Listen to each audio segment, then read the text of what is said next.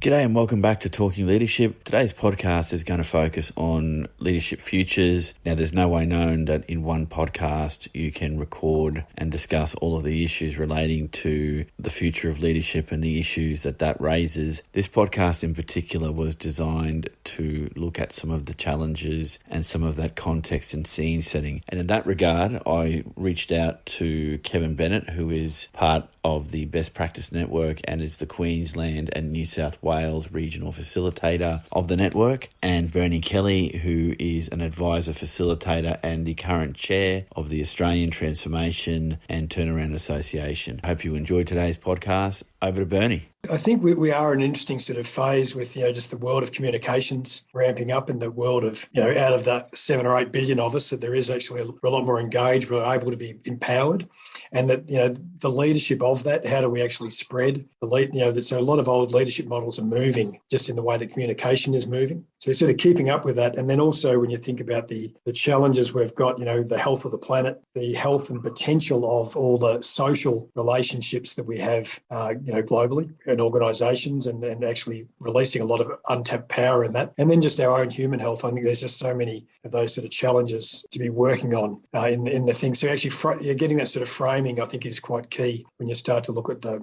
where the frame of the topic that we're chatting about. Yeah, and I can see why you've drawn those things in. The topic of the day is human health because of COVID, planet health through impacts of climate change, and what does the next tranche of sustainability look like, and what's the world going to do in that regard? And then how do you frame what happens when we get to the other side of things like the pandemic? So I get that. When we're dealing with humans, there's always the risk and negative side below the line, sort of scratching the risk and negative side, but there always is also the upward potential above the line, aspirational, full potential people thing. And I think, just picking up what you were saying there, the below the line, a lot of those topics are, immediate COVID, immediate climate crisis, immediate sort of tensions in the way we run organisations. They're all below the line. And I think they are part of what's addressed, but there's so much upward potential on the positive side of all of that as well, which I think, we need to have both those frames from a positive leadership perspective. Kevin, what are you seeing, Matt? I think it's an interesting, whether you call it an inflection point or an opportunity. I think definitely the last 12, 18 months, there's been a whole rethink, refocus, reset, which is quite a common message that we're hearing. And I think there's, as leaders, and I think especially when people look into leaders now, some messages or some key themes, and building on what Bernie just said, there's a lot more around accountability. People are really looking for the leaders to step up now and be really accountable for the directions and their decisions. The integrity, I think, is coming up a lot as well. And I've seen it a lot about, how are you coming across, how you're being consistent in your messaging, and are you really thinking about the bigger picture? The agility, which Bernie mentioned, like planet health and human health. There's another terminology that come around, which is all about reliability, which is about how reliable are we going to be in taking us forward in this journey, in terms of doing the right things from our team's health, from the health of our planet. And I think the top and bottom is, again, it's an interesting one that you could almost invert it now to say, I know we talk about, there's a lot going about the iceberg. I think now our iceberg is almost flipped. There's almost, we're dealing with what we see. We as leaders now have really got to look below that waterline and go, what's driving this now? How do I stay connected with everything that's going on? And we talk about time horizons, the 1 month, 1 year, 10 years. But, I think there's a whole new horizon coming along in terms of local view and context to my regional to a global. Our context is being spread out there. Challenge that's happening there is, how do you now deal with that? Because that's just because we're more connected, we're more visual, we're more aware. You've got emerging leaders and youth coming through who want to know where you are on all of these things. And I think that's the melting pot we're in. So it's a great topic to talk about now, to go, if we think of the role of the leader manager as it was 5-10 years ago, which is very distinct, got a plan, deliver plan, project manage it in, and just knock people and bring them into line. We've now got to get heads around about what that really means. There's such a first things first, which is we love to talk about leading others, right? But there's, in what you just said there, I reckon the first things first challenge is actually self-leadership. Am I even aware? Am I even aware of all of those different perspectives that you scoped up? And the reality is that most of us, if we haven't worked on it, we've got got blind spots all over the place. And I think that actually, there's a lot of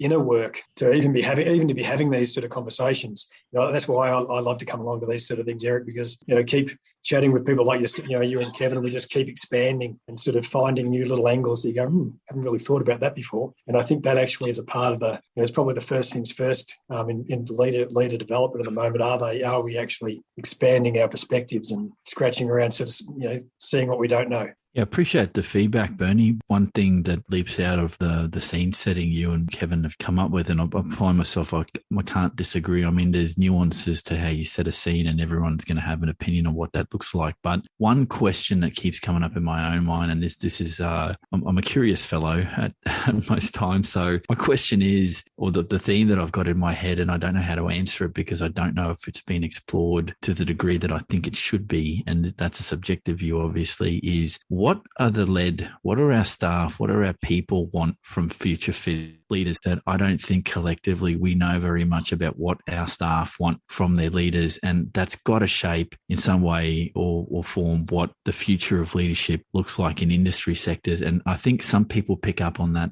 very quickly. But that's part of the definition of self-awareness, right? So self-awareness is awareness of myself, but also awareness of what others think about myself. So that actually is a part of the definition of self-awareness, that you actually, really knowing me, knowing how others see me. That actually is a key part of leader self-awareness. And the other element of that is what others want from me, because am I aware of that? And I don't dispute that at the individual level, and I get that that's part of that introspection skill set that we need. I'm more talking about at an industry level, what are people in our industry that are the led saying about what they want to see in their leaders? What mechanisms do we have to grapple with that at an industry level? I don't think that is there as much as it should be. At least that's my view of it. Kevin? Well, I from based on experience, I think we do know how to do it. We've just not done it, or just not realized. So if you look at good businesses, good managers, and we go around business strategy and doing P&Ls and doing customer surveys, we've got all those skills, the locked in typical business skills. So we know how to find how something is forming. We know how to go and get insights. But picking up on what Bernie said, it's almost an outward thinking. It's almost about, I go outward. It's not about me, and about where I'm going. And I think it's part of opening up the box. So, I relate, just drawing it now, just go back to the old Johari window where you're sitting there, and it's going, this is where I'm sitting, but what do I know that you don't know? And what do you know that I don't know? So until we start to open that up, and then the third thing of the box then says, oh, that's interesting, because there's actually a whole bunch of stuff we're just not aligned on, or we just didn't know. So we've got to start to have those discussions. But I think we're back to the role of the lead. It's how you ask that. You just don't go and say, tell me, or, you just don't force people to say, write down what you want from me. Or what I heard someone say the other day with a boss had gone and said, I need you to tell me now everything you don't like about me. And you go, that's just, so this whole emotional intelligence, and then wonders why, they get the feedback and it comes across, look, no one hates me because no one will tell me what they don't like about me. So I think that there's this whole emotional and then self-awareness, this emotional intelligence. But once you do that, I think we do have the skills. We've just got to change the way we think about them and the way we use them and start to go. So we've got our business, we all talk about the why, the circles and everything else, then it's all there. It's the way as leaders now interpret those and become aware of those and then use them to then go and have the right discussions with the right people and at the right time. That assumes a level of willingness on the part of leaders to get that introspective. And I'm not for a second suggesting that it is good practice to go to someone with a tick and flick sheet and say, tell me what's bad about me. No one in their right mind is going to do that with their boss present or to their face. It's not a way to engage. And that's not what I meant. I think it's one thing to say we've got the tools and the processes and the people. And if I've learned anything from my dealings with the network network, Kevin, and talking to you last time, Bernie, that we've got any amount of tools and processes there that we can use. It's maybe the more effective leaders into the future are the ones that can get into that introspective space and get to that toolbox and go, I need to find a way to do it that's not going to put people off. Because if COVID has taught me anything, is that now that we've got more mobile workforces and employees are asking for different things out of their jobs, that it took a pandemic to force some discussions around the world of work and how people interact. Like from an action-oriented point of view, though, Eric, it is worth calling out that we're in a phase which is a transitionary phase. It's a state of flux. So given how fuzzy that period is, now is the time that if this used to be lower on your priority list, it has to be right up the top of your priority list. Getting out with your radars out there, sort of listening, talking, feedback here, feedback with customers, feedback with different employees, because at the moment there's a lot of areas that are not solid answers. There's a lot of areas that are not solid. So therefore, it really, if you were thinking about your leadership priorities per quarter, at the moment, reflecting and absorbing sort of things that are going on about the place and sort of, trying to sort of soak up sort of signals has to be really high on your to-do list. No, I think you're right. I know the more I think about this, the more that we talk about this, is you can really start to see some of the people around the network and our network, and obviously we're talking with Bernie and you can start to pick out the real good leaders who are beginning to see and hear things. Yep. You can, because it's in their language. They're beginning to see things as opportunities. You can see there's insights around who they're talking to, how they're talking with them. And it's almost becoming this is where we are. So I think, again, this is where we need to change the way we think. It's easy to do. We were talking to someone about, like a normal SWOT analysis, the strengths, weakness, opportunities, threats. As soon as you put it in a box, it just closes your thinking, in terms of, well, actually, this is just what's happening.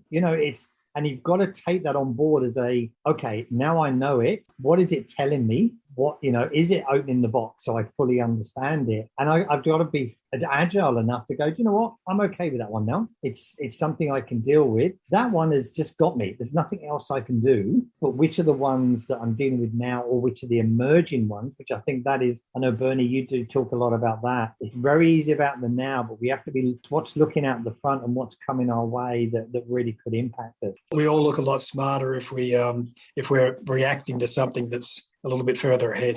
Yeah. Got more time to look smart. Yeah, no, exactly right. So I think, I think what we're saying here is about with the way we now have to view our business isn't just the business. It's not just sitting here, in your town. It's about what's happening now. And there's always got to be a little bit of what's past. That you learn from that at the end of the day, but a little bit like the 80-20 rule, you got to flip it. You can't learn everything from the past because you're looking backwards, not looking forward. So there's this, and someone gave me the analogy again the other day, and they were using the archery analogy, in terms of you look at the top archers, there is this, when they set themselves, they know what they've got to do. But at certain points, once they're set, all of their time is just looking forward. They've learned what they need to do. Now they've got to look forward because it's temperature, it's wind, it's all those type of things. And it's about you learn, but then you've got to start to say, right, I know, how can I use it to deliver what I'm going to deliver? And I think the way leadership is going is we've got to be open enough, and we've got to be using, and I think it's something we discussed before, we've got to be using everyone across the business. I was talking with a couple of people the other day about, you've got people on the front line who are talking to customers every day. What's the mechanism to saying, how was the calls today? What was a real positive? What was a real something we can deal with? But what was an insight that you got from them? And he said, we've never thought about that. And now they've started to do it. They're just checking with their teams and go, is there anything you feel we need to share? And he's amazed how many of his team are now saying, I had a great call. And they mentioned something. It was and it could be a flippant remark, just about, I'd wish you did this, or I had a problem with this. And he's now realizing there's all these opportunities. So I think, as we said a little bit earlier, Eric, is about there is the traditional model of the few do the strategy, a few make the big decisions. That could still be the case, but where's all those inputs coming from? I think is where we need to really challenge us. In this sort of time of flux that we were sort of framing a moment ago, that the feedback loops want to be really super quick. You can't be dealing with a 3 year sort of idea through to feedback loop cycle. You need to be sort of having all these sort of different sort of shorter lead time feedback loops going on as well. So I think they are change of practice, to be honest, for a lot of leaders. That there's some change of practice in just how do we get more signals, how do we get shorter lead time signals, how do we actually open our direction setting to, as Kevin sort of said, areas where we previously would not have looked for signals, and now we have to put that onto our angle that we look at it.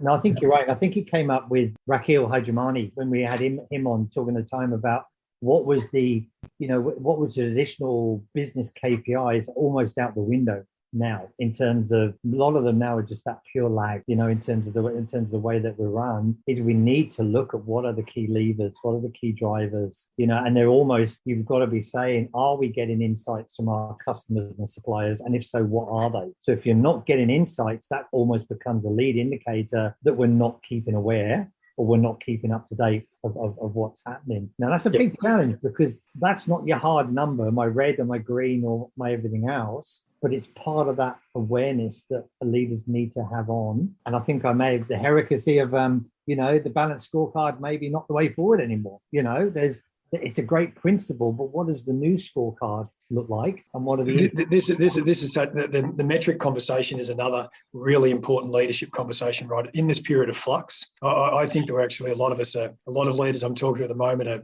struggling on, and let's get to Christmas and take a bit of a lie down with a few family and friends, right? But after that, they're going to come back, and there's going to be a very live conversation early next year about the metric black hole. What I mean by that is that actually that we will be sort of be stuck with what do the measures we're measuring at the moment actually have meaning, and the metric black hole is how things that we want to be able to measure are not that easy to measure. So actually trying to get measures on the things that are really going to matter in this state of flux and beyond this state of flux is going to be a challenge, because we haven't got ready measurement of a lot of things that are becoming more meaningful. You both mentioned, and this is interesting from when you talk about what is your leadership toolkit, and you both mentioned information, and it sort of sparked in my head, and I bring this from the IT world because I've heard this quite a lot, is big data and information sources, and what are we doing to capitalize on information that we might be collecting that we're not using for any other purpose. And I would assume,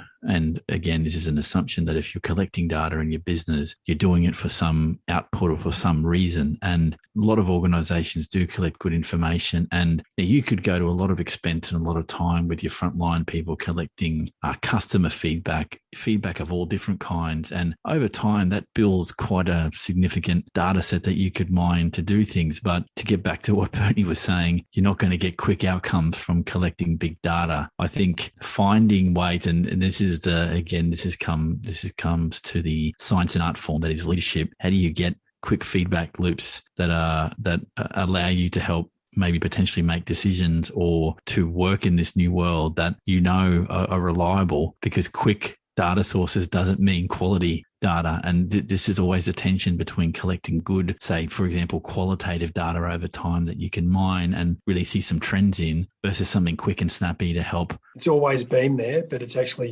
becoming a bit of a different shape. The whole exec team being numerate, not only knowing how to do a P&L, but numerate in this sort of data world is part of it. And it's interesting just sort of starting to frame what the hierarchy is. I mean, data is like billions and billions of data points going on at the global level, but sort of above data is information, and above information is knowledge, and above knowledge is wisdom. And actually getting exec teams to be sort of structured around that, and actually having sort of the frame around what's going on in our numerate world this is going to be a make or break skill. And I think that actually, if you think about this decade, if you're actually in an exec team and old school numerate, not sort of not numerate to where the world's going, the gap's going to grow more and more on you. And I think that you're not going to see things, you're not going to see risks. You're not going to see opportunities, and you're going to wonder why you're being left behind. And that actually is, we're at a tipping point for that. That's already been happening for a period of time, but this decade is the is the tipping point of that, where at the end of this decade, that will be just an absolute clear fact, where at the moment we're in that sort of transition phase. Information has its uses, but it needs to be turned into something that is usable. Yep. And I think that process of transforming data, whatever that data looks like, whether it's numbers or experiences that people are collecting, that there has to be ways to analyze and draw out what it is that you want. The analogy you brought up, Kevin, and it's an interesting one, being ready and being in archery and having your target in front of you. With the world the way that it's moving, it's not just one target now. There could be 50 of them out there, and you've got to have the skill sets to go, of all the realizable futures that I've got or potential targets, which is the one that I'm going to aim for that will maximize whatever it is I need to maximize as a return. And that's where I think the nuance of this is. And more to that point, I think it changes industry sector to industry sector. What is important to me in agriculture may not be important as a leadership future, or leadership skills in my industry will differ in some others. I don't think the fundamentals change. I'm going to challenge that one, Eric. Okay, I reckon, please. Yeah, I reckon that actually we've been through a period in the mechanistic engineering sort of mental model of breaking things into little blocks. Probably this period's probably about 150 years old at max. Maybe 70, 80 years old, right? Where it was actually, it was useful for us breaking things into micro departments and micro specialties, and sort of, breaking things into real sort of little blocks, lots of little blocks, and everyone was experts in little blocks. Where you can see the way the world is getting with the rising complexity and the rising interconnectedness of the world that we already live in. We're moving past that phase. That the utility of that is just not as useful. So looking forward, you can see that we're actually going to need more recognition of that interconnectedness, the more sort of how things come together. And that's why I've sort of been thinking that actually, like, if you're actually in agriculture and not understanding consumers, not understanding energy, not understanding environment, you're missing out. I think that all of us in all of our little specialties have got to expand, level up a notch or two to a different viewpoint, so that we can see more interconnected pieces. And that actually, if you're going to call out a key leadership thing in this transformative time, that is it. That's one of the ones, is actually leveling up out of your little functional or little specialty view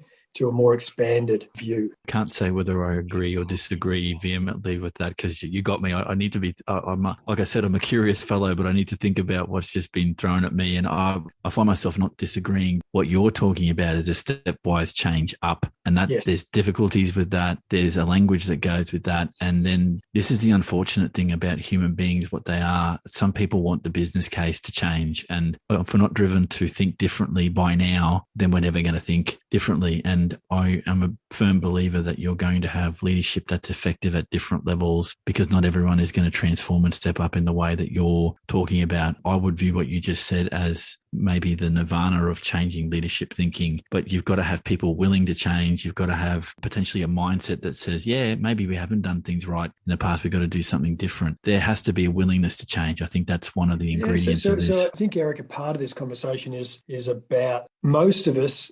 If you've got 100 people, and I know we were just having a stats conversation earlier on, the big percentage of us do look in the rear vision mirror, and the big percentage of us do look at lag indicators, right? What things that have already happened, right? And that actually means that we're responding to the lag indicators. But we're actually heading into a period where, with all the exponential trends that are going on, that those lag indicators are going to be very ugly, right? And it's once those lag indicators going very ugly that all of a sudden the sudden shifts happen. And it's been interesting to me. I've got a visual which I'll share with you, which was fascinating. So after about the 2016, 2017, some of those big sort of environment conversations, the banks all sort of said that they would move their money, they would sort of change, investment sort of criteria in different sort of sectors significantly. But it didn't change at all. And if you had actually had this conversation in 2018, you would have said, well, the banks aren't changing. 2019, the banks aren't changing. 2020, the banks had just started to do a little bit. And then there's a really good graphic I got where it actually shows how it looked like nothing. In 2021, late 2020,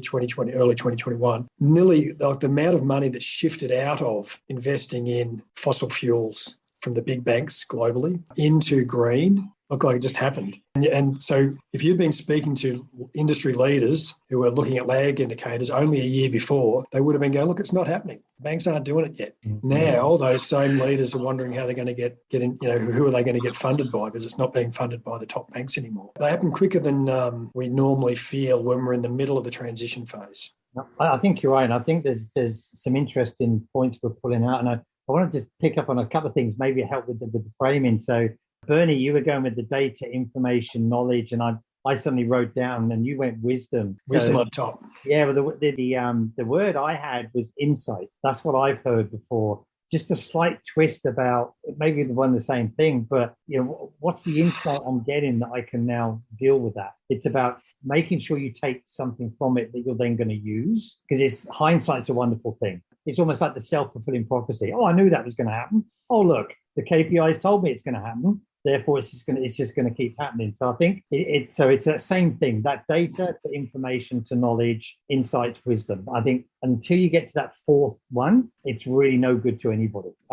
And we've got to deal with it. I think what drives that for me as well, and I think you picked up on it, is you were able to get away with it before because the pace of change was far slower. So I didn't have to react tomorrow. Sometimes I didn't have to react for another year because it was just the whole pace of change. And that whole ability to be, we're back to this agile word again, the agility, the ability to adapt is now becoming bigger and bigger. But I think that also fits in. So when you then look at the data, and I'll go back to, I think we know how to do this. I'm going back to the process control days. And when you think about the level of detail with sensors and instant live reporting and information that's in there, you start to speak to people in that. Go like, I want to know now. Why do you need to know now? Because I clearly know if I know that it's going to go wrong, I've got to do something now. What we've got to be saying, so where else do you need to be knowing that? So it's outside of this context again. So where's your sensor and your live feedback loop from a customer perspective? Where is it from an environmental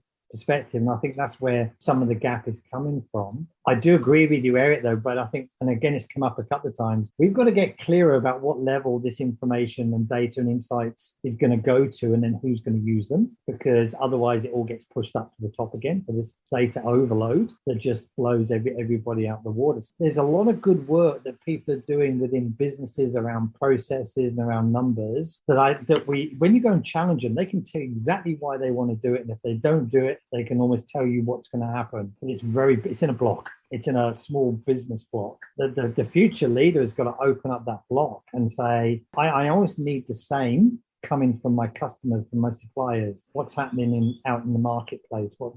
And I think that's the challenge without going, but then I've got to do it all. It's interesting, that phrase, about the future's already here, it's just unevenly distributed. And I think that in some ways that data thing is already there. So if you look at what, like the data that an Amazon or a Netflix would already extract and use compared to less sophisticated players, you can already see that there's this big gap sort of opening up in just, clever insights out of the top of all their data.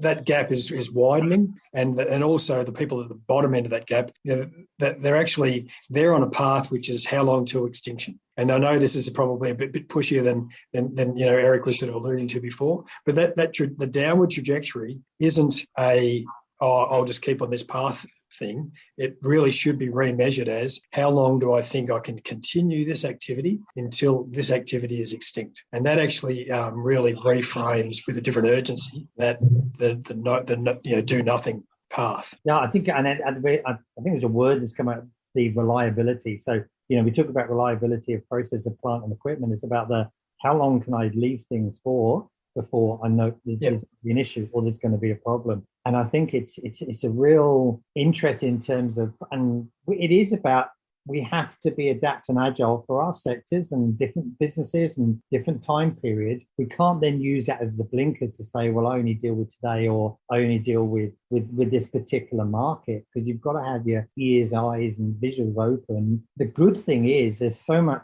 data and information out there. You just got to tap into it, but you've almost got to know what you want and why you need it, but also have the openness to say, well, I don't think it's important now, but you don't know what you don't know in terms of time. So sometimes you've got to open it up and go, do you know what? I'm going to go and meet that group of people, or I'm going to go and listen to a podcast, or I'm going to go and see a network event. And I have to be open enough to properly listen. I've got to listen to what people are saying. And there's a reason why someone is saying, have you thought about this? Or I'm struggling with this, and then bringing it back into your own concept. So That's why I think there's a lot of great lessons learned. I don't think I don't think we've really missed anything that we've done over the years. I think it's all been good business practice. It's the way we now use it and see it is that inflection point, and it's challenging us because we can't put it in a box, Bernie, as you said. We can't put it in this simple, can I measure it? Can I, fit it into a little box? Can I fit it into a normal scorecard? We've got to work out what is it really saying, and how do I reflect that back into my own workplace? There is a level of assumption around, do we have leaders that have the capabilities to engage in the conversations that need to be engaged with? I think it's a massive assumption to make. I'm not saying none of this is to be able to be more adaptive, more agile, and understand the new ways of thinking requires a decision to do that. Like leadership, I'm very much convinced that you make a decision to be a leader or not to be a leader. And as simple as that is to say, I think there is an element in how leaders interact with the world that you make a decision to improve your practice or not. And I think part of what I'm hearing from both of you is practice as leaders needs to be ever evolving. There's this idea of lifelong learning, which we've covered in other podcasts. You need to have an ongoing learning mindset, yes. Whether it's uni, whether it's on the job, whether it's a combination of setting up networks like Best Practice Network, thinking out loud here that there are differences across industry sectors. I'm not saying there's a legitimacy for moving in boxes or being siloed in your thinking. Industries are different. Why did you assume that the boxes Kevin was talking about was industries? Kevin was talking about mental boxes in my mind, right? Right. I was thinking something different. Yes. So Bernie, you bring up, and this is what I was going to ask you as a next topic area, is the language we use around this, because I was assuming something different when Kevin said what he said, and I'm happy to be challenged on my thinking on this, but that's where my head went to. And maybe this is the whole point of having these conversations, is that how do you get that hard wiring out of your head to rethink and reorient how you're looking at this? I won't ever say that I can't be proven wrong, because I've been proven wrong on more than one occasion. I'm just, what I found today is that there's a language here. And again, making assumptions that we all are talking the same language when it comes to leadership, I think is a dangerous assumption to make. I don't think your work would exist, Bernie, if we were optimally set to face these challenges, because if we're not, obviously people that work in the space that you work in, and Kevin, what you're doing with the network, people want to learn and get better at the craft. And that's a takeaway for me, is that we've got to keep this as an ongoing set of discussions. And look, someone may be listening to this going, no, don't agree with any of that. That's fine. I think what is less fine is if you don't agree with it and you don't tell me why you don't agree, we can't have a fruitful discussion, because it's not, for me, it's not a debate, it's a discussion. And I think if we can be open enough, and this, when it comes back to, and this was mentioned in previous podcasts with Kevin, is the more introspective you are, the more ability you'll be able to take some of that in and go, okay, well, I've done some shit wrong. I need to change it. Let's just get in and change it. The big thing I think we're all sort of touching on is that there is such a massive upside, such a massive positive by being an open learner. And it really fascinates me, just the difference between, like, if as an open learner, you can still miss the mark, but you keep learning, right? And that actually is a key part of this business conversation. And something that's sort of been top of mind, I've been sort of sharing with a few people I've been working with at the moment, that phrase, businesses having their Kodak moment, and how much that comes from the fixed mindset where Kodak were this massively strong company and then fell over, right? Collapsed. And the way it can be talked about in a certain non-learner's mindset framing is that, there was this company, they just didn't sort of realize something, and then they were disrupted. Where the reality is, there are some good articles which I'd be happy to share with you about as well, is actually that really that it was never a Kodak moment, it was a Kodak decade. In that last decade, there was conversations that their leaders weren't learning, but there was a couple of decades, as you know, sort of 30 years before their collapse, they were the inventors of the digital, early creators of the digital camera. But in that last decade, before the collapse of Kodak, there was many, many opportunities where there was opportunities to be learning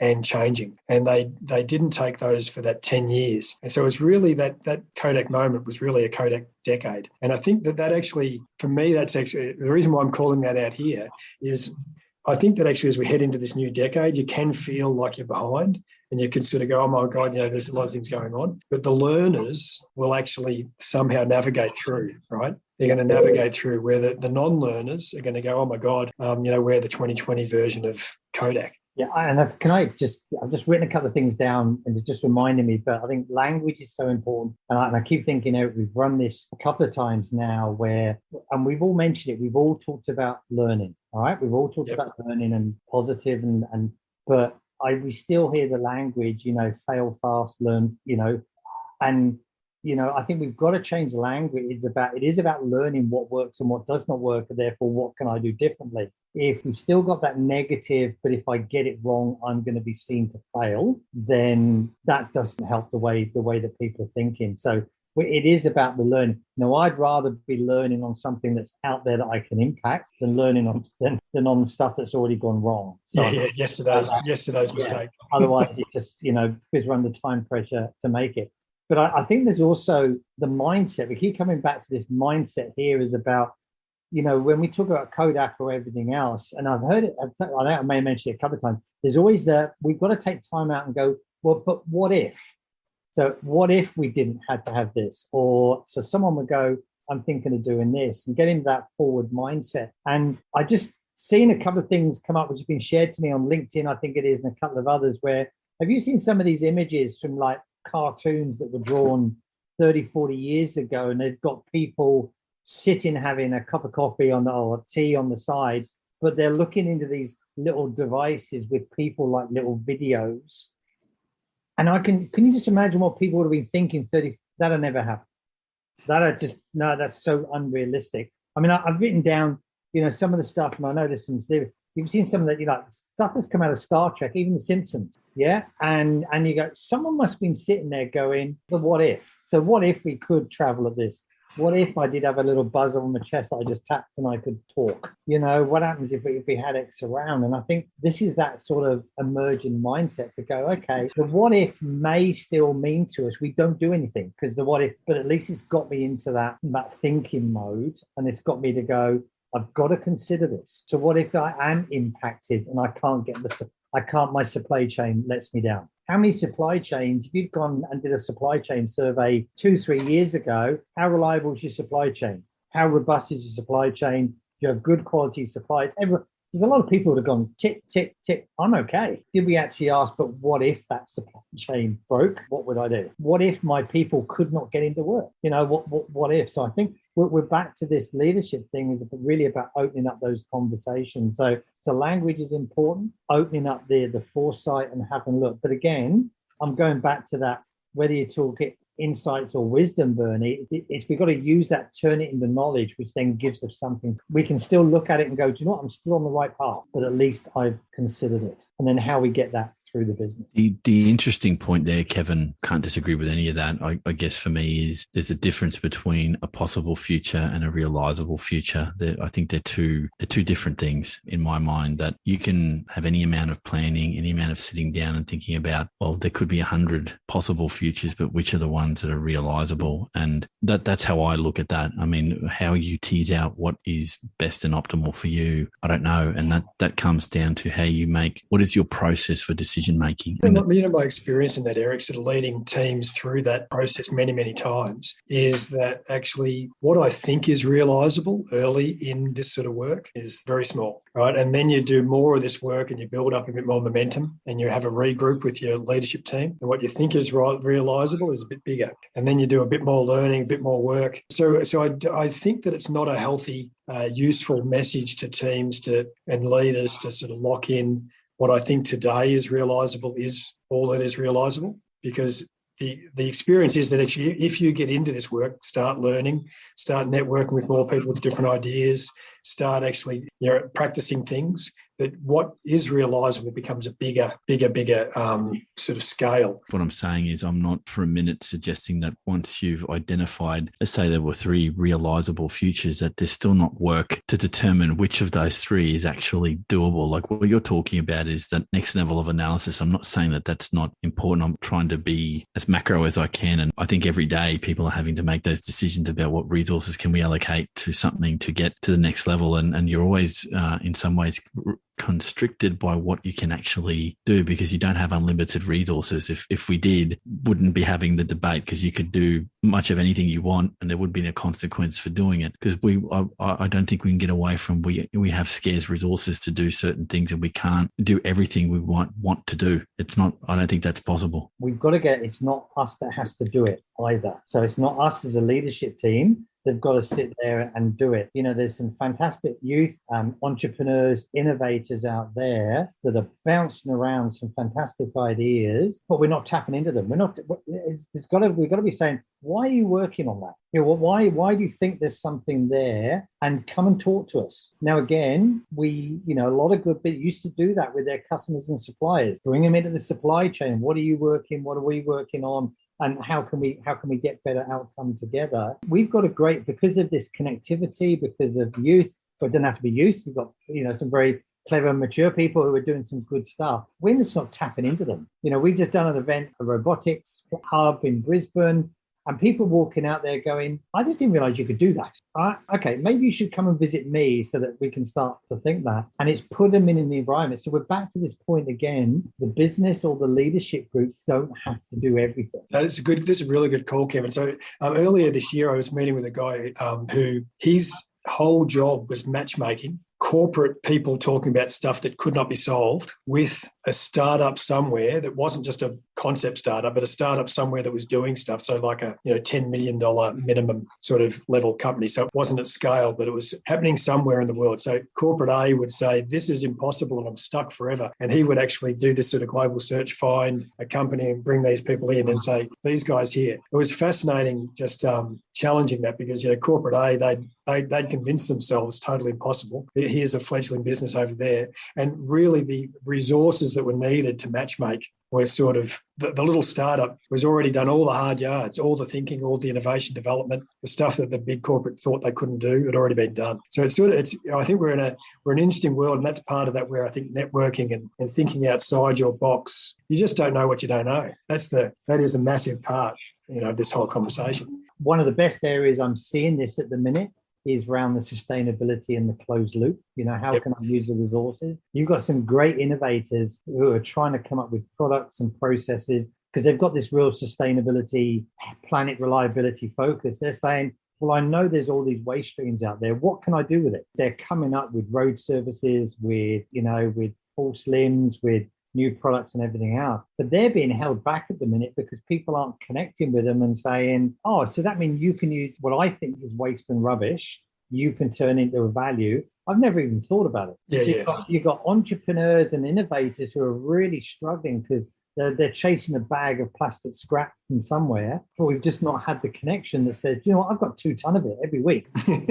And I just don't know what to do with it. So it's again about having those insights, the wisdom to go, what can I really do? And if it's thinking to my box, again, is not just the business box, it's that wider box and say, I don't really care what box I'm in. What am I learning that I can make use of, or I'm doing the right thing now? Because sometimes it's good to have that reality check to say, do you know what we're doing is right. And I can pick it up. Sometimes it's about something new. And that's where I think we've really got to get those things done. So still think we've got a lot of it. It's just about how we refine it and take what we know works but get it into this new way of work, a new way of leading. The hurdle to get into it, Eric, and I think it's a really important message that we're sort of talking about. The hurdle to get into the space that Kevin's talking about is not that big, especially with the way that we can connect on podcasts, connect into sort of group meetings with people nowadays, network with people nowadays. You can actually, for a little tiny bit of time, you can actually find out about things that are happening in and around you that we just never have thought about before. I've purposefully been putting a little bit of time aside most weeks just to dial into different networks and different things, like this that I wouldn't have done in the past. And meeting by meeting, it might not look like you're learning much, but you look around a year later and you go, wow, I'm seeing so many things that I didn't used to see. I always put networking with the sales thing, that if you're a networker, you're a salesperson. And back to this idea of networking, the fascination for me is that you meet people through the podcasting process. And I suggest this to anyone that wants to do this. You just have to set aside a bit of time. There's nothing like getting someone to challenge your thinking. And even if you go away and you don't necessarily agree at the time, give your ego a rest for a few seconds, you go, oh shit, they said something really important important. I wasn't thinking that way. And that as a way of professional development, and I've put a little bit of thought of this into this, is that networks and formal structures where you can go in and listen to a talk or be part of a conversation develops your professional outlook in a very significant way, even though you're not aware of it at the time. And much like government policy making, you may not see the fruits of it until many months or years later. But when you think back, you go, oh, I remember this came to mind when Bernie said this or Kevin said that. And you go, oh shit, it kind of stuck. It finds a way to hardwire itself in your grey matter. So, yeah, I happen to agree. I'm very much an advocate now for networks. Again, I claim no expertise in what good networking looks like, but I think I've been able to discover it through the best practice network, in as much as the people that are willing to engage in there, I think, are at the point where they want to be tested. I reckon there's two layers that are really good to call out with networks. One is just the insights and the aha moments and the intellect and all that piece that we just chatted about, the ideas. The other bit is the social. So, like, I think that actually seeing that Eric can do this, seeing that Kevin can do it as well, then I go, oh, maybe I can do it, right? And there's something, because we're social creatures, that normalization of new ways of working and stuff like that is one of the massive benefits of doing, like, I know I do a lot of training with full exec teams, and just the normalizing things that people can sort of step into it a lot easier as a social group. That's part of our deep inside of our instincts. So not only do we the intellectual learning bit, but seeing that others can do it gives me the confidence that I can do it. And then I'm doing it, and then it's sort of, it makes change just so much easier. Big fan of networking. I should be. In terms of what we're doing, but I think you're right, because I think it's that whole, you're trying to bring people together. You're trying to inspire them to think differently. Just take it on board, and just as you say, Bernie, it is about just those insights about, wow, okay, I didn't realize.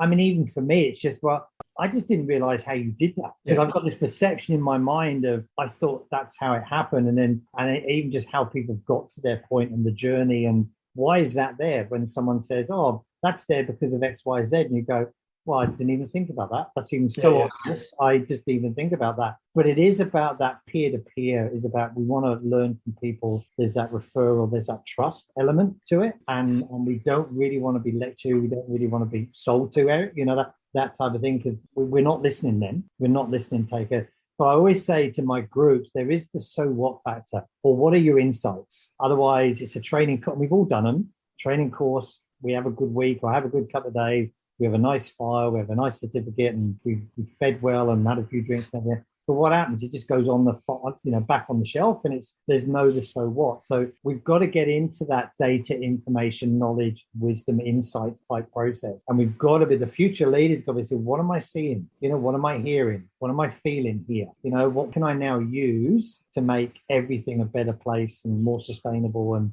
better for me and better for my team. So for me, that's the mindset thing that we've got to get on, and then build in the right capability and the people behind that to maximize the value from it. One thing to add to that, and I think as part of our, if we can make this an ongoing discussion, I think we've sort of scratched the surface of what the futures discussion around leadership, and I'd like to keep the conversation going. So and this is, you learn from others. So one takeaway to end the podcast from each of you, I might start with you, Bernie. What's your takeaway here for someone listening in? Learning.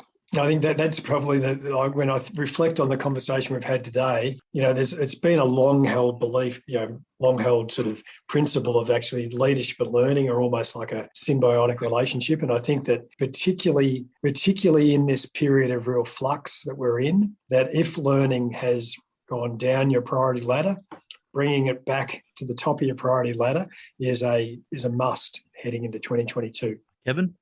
I'm just optimistic. The more I get around and now really work, I think we can do this. I really think we can do this at a local, regional, state and global level. We've just got to start to free up our mind here. We've got to start to, how can we just use what we know and obviously what works? So I'm more and more optimistic, because what we've spoken about today, there are people already out there doing it. It's maybe not enough, and it's how do we now help those leaders and those organizations to really start to build on that. So you may see these organizations that are out there, but we've got to open our eyes and say, well, let's get into the why.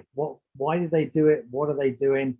And then how can I then use it ourselves? So everything we've spoken about today, we need to start to be doing in a positive manner. And I think it's that real mindset and a lead. We've got to go back to the leader there is to lead others, but it has to start off with, if myself is not willing to do the right thing, I cannot expect others to do. So I'm optimistic because I'm out there and I'm seeing it. We just got to get more people to be doing it. So we need to learn more and be eternally optimistic. Kevin, that's a fantastic way to end the podcast. Look, for those listening, I've been speaking with Bernie Kelly and Kevin Bennet. Thank you, gentlemen. Thank you very much, Eric. Thank you, Eric. For those listening, this has been Talking Leadership. Thank you again, and I'll catch you all in the next podcast.